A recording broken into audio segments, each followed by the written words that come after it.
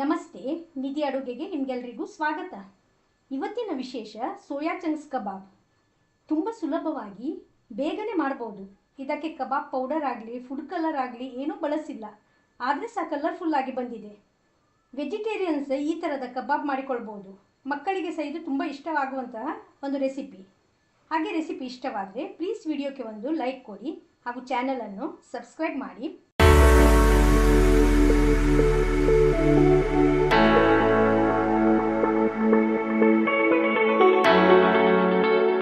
ನಾನಿಲ್ಲಿ 1 ಕಪ್ಪಷ್ಟು ಸೋಯಾ ಚಂಕ್ಸನ್ನು ಈ ಕಬಾಬ್ ಮಾಡಲಿಕ್ಕೆ ಬಳಸಿಕೊಳ್ತಾ ಇದ್ದೇನೆ. ಇದು ನೋಡಿ ತುಂಬ ಹಾರ್ಡ್ ಇದೆ, ಹಾಗಾಗಿ ಇದನ್ನು ಬಿಸಿ ನೀರಲ್ಲಿ ಹಾಕಿ ನೆನೆಸಬೇಕು. ಚಂಕ್ಸ್ ಮುಳುಗುವಷ್ಟು ಬಿಸಿ ನೀರನ್ನು ಸೇರಿಸಿ ಒಂದು 10 ನಿಮಿಷಗಳ ಕಾಲ ಮುಚ್ಚಿಡುವ. ನೀವು ತಣ್ಣೀರಲ್ಲಿ ಸಹ ಇದನ್ನು ನೆನೆಸಬಹುದು, ಆದರೆ ಒಂದು 15ರಿಂದ 20 ನಿಮಿಷಗಳ ಕಾಲ ನೆನೆಸಬೇಕಾಗ್ತದೆ. ನೋಡಿ, ನೆಕ್ಸ್ಟ್ ಈಗ ಇಲ್ಲಿ ಒಂದು ಮಿಕ್ಸಿಂಗ್ ಬೌಲಲ್ಲಿ 3 ಟೇಬಲ್ ಸ್ಪೂನಷ್ಟು ಕಾರ್ನ್ಫ್ಲೋರನ್ನು ಸೇರಿಸಿದ್ದೇನೆ. ಇದರ ಜೊತೆಗೆ ಒಂದು 2 ಟೇಬಲ್ ಸ್ಪೂನಷ್ಟು ಮೈದಾ ಹಿಟ್ಟನ್ನು ಸಹ ಹಾಕಿದ್ದೇನೆ. ಹಾಗೆ ರುಚಿಗೆ ಉಪ್ಪು, ಒಂದು 1/4 ಚಮಚದಷ್ಟು ಜೀರಿಗೆ, ಸ್ವಲ್ಪವೇ ಅರಶಿನ ಹುಡಿ, 2 ಟೇಬಲ್ ಸ್ಪೂನಷ್ಟು ಕಾಶ್ಮೀರಿ ಚಿಲ್ಲಿ ಪೌಡರ್, ಇದು ಕಬಾಬ್ಗೆ ಒಳ್ಳೆ ಕಲರ್ ಕೊಡುತ್ತದೆ, 3/4 ಸ್ಪೂನಷ್ಟು ಕೊತ್ತಂಬರಿ ಹುಡಿ, ಅರ್ಧ ಸ್ಪೂನಷ್ಟು ಗರಂ ಮಸಾಲೆ ಹುಡಿ, 1 ಟೇಬಲ್ ಸ್ಪೂನಷ್ಟು ಜಿಂಜರ್ ಗಾರ್ಲಿಕ್ ಪೇಸ್ಟ್, ಒಂದು ಅರ್ಧ ಲಿಂಬೆ ರಸವನ್ನು ಸೇರಿಸಿದ್ದೇನೆ. ನೀವು ಲಿಂಬೆ ರಸದ ಬದಲು 3 ಟೇಬಲ್ ಸ್ಪೂನಷ್ಟು ಮೊಸರು ಅಥವಾ 1 ಸ್ಪೂನಷ್ಟು ವಿನಿಗರನ್ನು ಸೇರಿಸಬಹುದು. ಒಂದ್ಸಲ ಇದನ್ನು ಮಿಕ್ಸ್ ಮಾಡುವ. ನೀರು ಹಾಕದೇನೆ ನಾವು ಇದನ್ನು ಮಿಕ್ಸ್ ಮಾಡಬೇಕು. ಮೊದಲಿಗೆ ಈ ಥರದಲ್ಲಿ ಚೆನ್ನಾಗಿ ಮಿಕ್ಸ್ ಆದ ನಂತರ ಸ್ವಲ್ಪವೇ ನೀರನ್ನು ಸೇರಿಸಬೇಕು.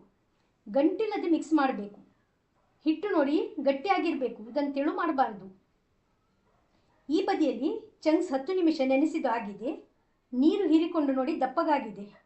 ಈಗ ಚಂಕ್ಸ್ನಲ್ಲಿರುವ ನೀರನ್ನು ಚೆನ್ನಾಗಿ ನಾವು ಹಿಂಡಿ ತೆಗಿಬೇಕು. ನೀರು ಇದ್ದರೆ ಇದೆಯಲ್ಲ ಎಣ್ಣೆ ಇರ್ತದೆ, ಹಾಗೂ ಕೋಟಿಂಗ್ ಚೆನ್ನಾಗಿ ಬರಬೇಕಂತಾದರೆ ಚೆನ್ನಾಗಿ ಇದನ್ನು ಸ್ಕ್ವೀಸ್ ಮಾಡಿ ನಾವು ತೆಗಿಬೇಕು. ನೋಡಿ, ಎಲ್ಲ ಚಂಕ್ಸಲ್ಲಿದ್ದ ನೀರನ್ನು ಈ ಥರದಲ್ಲಿ ಹಿಂಡಿ ಇಲ್ಲಿ ತೆಗೆದಿಟ್ಟಿದ್ದೇನೆ. ಈಗ ಇದನ್ನು ತಯಾರಿಸಿಟ್ಟ ಮಿಶ್ರಣಕ್ಕೆ ಸೇರಿಸುವ. ಈಗ ಇದಕ್ಕೆ ಒಂದಿಷ್ಟು ನೀರನ್ನು ಸೇರಿಸದೆ ಮಿಕ್ಸ್ ಮಾಡಬೇಕು. ಎಷ್ಟೇ ಸ್ಕ್ವೀಸ್ ಮಾಡಿದರೆ ಸಹ ಸ್ವಲ್ಪ ನೀರಿನಂಶ ಇರ್ತದೆ, ಹಾಗಾಗಿ ನೀರು ಹಾಕದೆ ಮಿಕ್ಸ್ ಮಾಡಿಕೊಳ್ಬೇಕು. ಇಲ್ಲಿ ಹಿಟ್ಟು ಚೆನ್ನಾಗಿ ಸೋಯಾ ಚಂಕ್ಸ್ ಜೊತೆಗೆ ಕೋಟ್ ಆಗಿದೆ. ಇದನ್ನು ಒಂದು 10 ನಿಮಿಷ ನಾವು ಪಕ್ಕದಲ್ಲಿಡುವ.